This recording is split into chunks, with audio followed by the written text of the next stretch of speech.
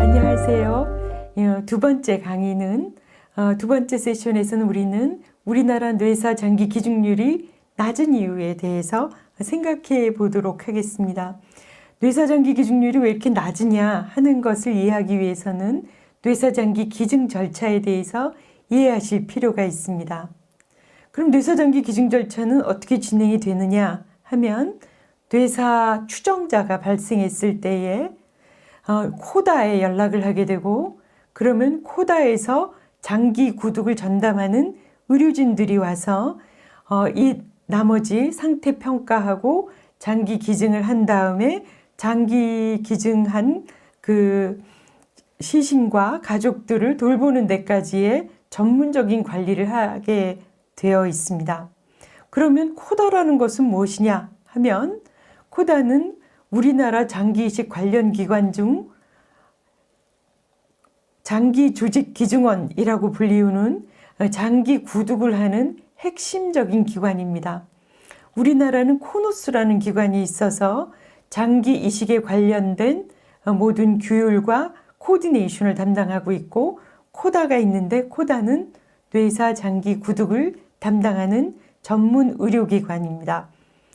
그러면 코다에서는 와서 환자의 상태를 확인한 다음에 가족들을 만나서 장기를 기증하시겠습니까? 라고 물어보게 되고, 의료진들에게 뇌사자 관리를 의뢰를 하게 되고, 1차, 2차에 걸쳐서 뇌사를 조사를 하고 뇌파 검사를 진행하고 뇌사 판정위원회를 열어서 뇌사를 진단을 하게 됩니다.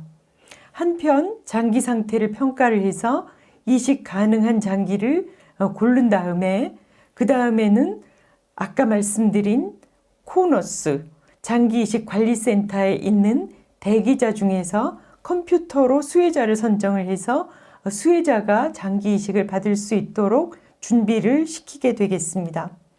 이 상태가 되면 이제 뇌사자는 수술장으로 이동을 해서 장기를 기증을 하시게 되고, 기증을 하신 다음에 영안실로 모시고 다시 코다는 기증 후 사후 관리를 책임을 지게 되겠습니다.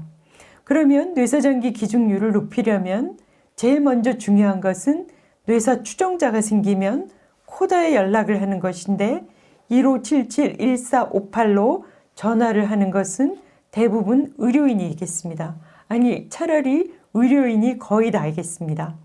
왜냐하면 일반 상황에서는 뇌사 상태가 1%밖에 안 생기지만 인공호흡기를 쓸 정도가 되면 55%에서 뇌사가 발생하기 때문에 이 상태를 발생하는 것을 제일 먼저 보는 의료진들이 여기에 대해서 통보를 해줘야 되는데, 이것은 법적으로도 뇌사 추종자를 의무적으로 신고를 할 수밖에 없도록 우리가 장기 등 이식에 관한 법률의 17조에 명시된 사항이고, 이것을 따라 주실 때에 전문가들이 와서 그 이후 프로세스를 진행을 하게 되겠습니다. 따라서 예비 의료인들께서 꼭 기억하셔야 될 것은, 뇌사 추종자가 생겼을 때에 아마도 당신의 가족이 뇌사 추종자인 것 같으니 전문가들로부터 와서 설명을 듣도록 나는 법적으로 신고할 의무가 있다 라고 1458, 이 외우기 쉬운 번호로 연락을 해주시는 것을 권해드리는 것가 제일 중요한 일이 되겠습니다. 그럼 그 다음에는 뭐냐? 뇌사장기 기증률이 우리나라에서 낮은 이유는, 첫 번째는 의료인의 참여가 낮은 것일 거고, 두 번째는 가족들이 동의를 안 하기 때문입니다. 즉, 장기 기증을 동의하는 방법으로 옵트인과 옵트아웃 두 가지 방법이 있는데, 편하게 옵트아웃부터 설명드리면, 옵트아웃은 내가 생전에 기증을 안 하겠다라고 말을 하지 않으면 사망자인 경우에는 국가에서 아마 이분은 살았을 때 당연히 동의했을 거야 라고 하고 장기 기증을 진행하는 것을 말을 하는데, 우리나라 같이 가족 유대가 센 데서는 가족의 동의를 받는 것을 옵트인이라고 합니다. 따라서 우리나라에서 가족들이 얼마나 동의를 해주냐 하면 스페인 같은 나라는 85% 동의를 하는데, 여기 보호자들을 접촉을 하면 그 중에 67%가 동의를 안 해서 동의율이 33%에 불과하고, 이와 같은 동의율은 점점점 떨어져 가고 있습니다. 그 이유는 실제로 뇌사가 발생했을 때에 가족이 응급실에 가서 아직도 몸은 따뜻하고 심장이 뛸 때에 당신의 가족은 이미 사망했으니 장기를 기증하십시오. 정말 착잡하고 마음이 미어 터지는 일이고, 어떤 사고가 났을 때 중환자실에서도 당신의 가족은 뇌사이니 장기 기증을 해달라. 그 심장과 그 폐를 어떻게 뛰느냐라는 데 대해서는 정말 충분히 이해하지 않으면 가족의 동의를 얻을 수가 없겠습니다.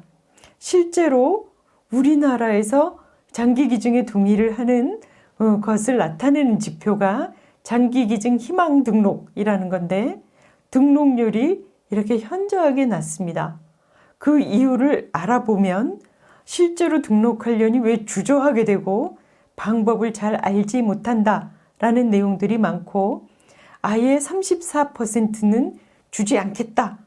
남의 생명이 어떻게 되든 나는 줄 수 없다라고 생각하는데, 그 이유도 신체 훼손이 심각할 것이다 라는 사실이 아닌 데 대한 오해가 있는 거라든지, 두렵거나 아니면 절차에 대한 정보가 부족하기 때문이다 라고 통계에 나와 있습니다.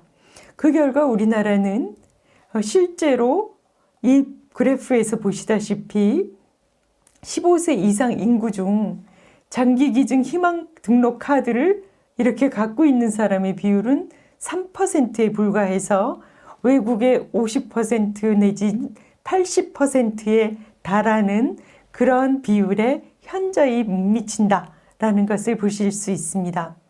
즉, 장기 기증에 대해서는 들어봤지만 대부분은 일관성, 전문성이 부족한 내용들만을 비체계적으로 들으시고 감성적인 홍보 캠페인 중심으로 들으셨기 때문에 기증에 연결되지 못하는 단순 인지 수준이기 때문에 실제로 이식이 좋은 것은 알지만 여기에 대한 지식이 현저하게 모자라서 희망 등록 카드를 가질 수 없고, 자기 가족들에게도 이러니 장기 기증에 참여하자라는 설명을 할 수가 없어서 뇌사 장기 기증률이 떨어진다라고 보입니다.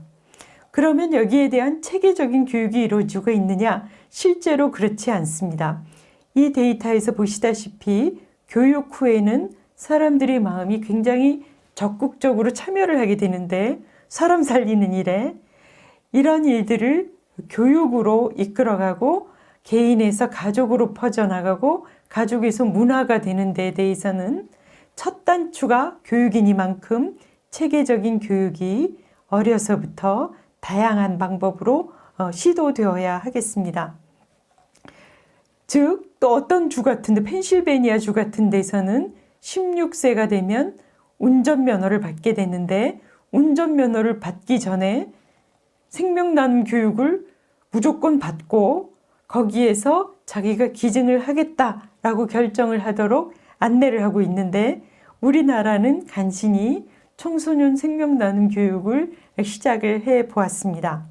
실제로 교육 후에 이 교육을 제대로 받은 후에는 보통 많은 젊은 청년들, 청소년들이 생명나눔, 나도 내가 죽기 전에 한 번쯤 하고 싶다. 기증 하나로 많은 사람들을 살릴 수 있다는 것을 알게 되었다라는 놀라운 감명을 주는 이제 반응을 하게 됩니다. 따라서 장기 기증에 대한 체계적인 교육이, 홍보가 아닌 교육이, 이렇게 의료인들은 당연히 아셔야 되고 기증자 가족이 이 과정을 통해서 잘 이해할 수 있도록 안내를 해야 되고, 학생들은 우리나라 사람들이 다 알아야 되고, 또 사회적인 리더들이 여기에 대해서 알아야 되겠다라는 것이 제 의견입니다. 왜 우리나라 장기 기증률이 낮으냐?